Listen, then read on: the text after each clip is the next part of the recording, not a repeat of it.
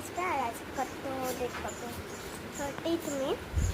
আর আমরা বেরিয়ে পড়ছি এখন নৈহাটি বড় মায়ের কাছে যাওয়ার জন্য। জানি সাডেন প্ল্যান এটা, কালকেই রাত্রিবেলা ঠিক করলাম যাবো। তো এখন সকালবেলা একটা মিটিং, তো চলো যাই, তারপরে আবার দেখাচ্ছি।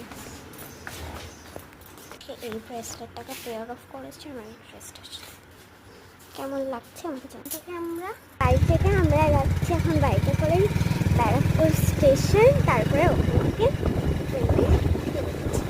তো চলো যাই, তারপরে আমি যাই।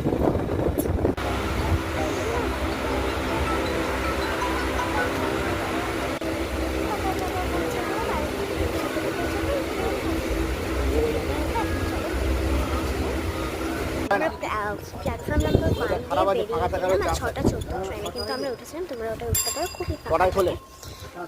অ্যান্ড সব বেরিয়ে গেছি। ওই স্টেশনের ওখান থেকে তোমাদের মা বিক্রি করে।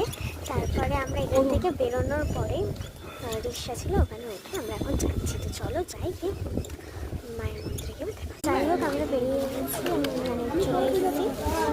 বিশাল লাইন, আমরা ভাবছিলাম হয়তো বৃষ্টির লাইন প্রচুর লাইন। দেখো এখানে কিন্তু প্রচুর দাদার দোকান, তোমরা যেখান থেকে ইচ্ছা কিনে নিতে পারো। আমরাও এখন কিনে নিয়েছি।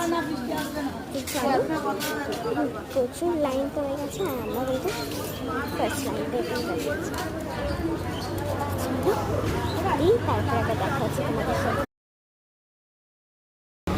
সত্যি কথা বলতে আজকে ছিল না, আসার কথা চলে এসেছি।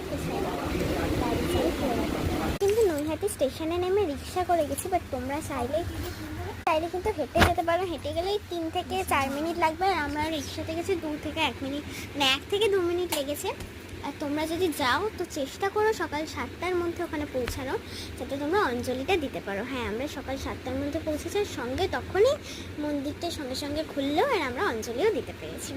আর তাড়াতাড়ি গেলাম, মানে আমরা বাড়িও চলে এসেছি 8:10-15।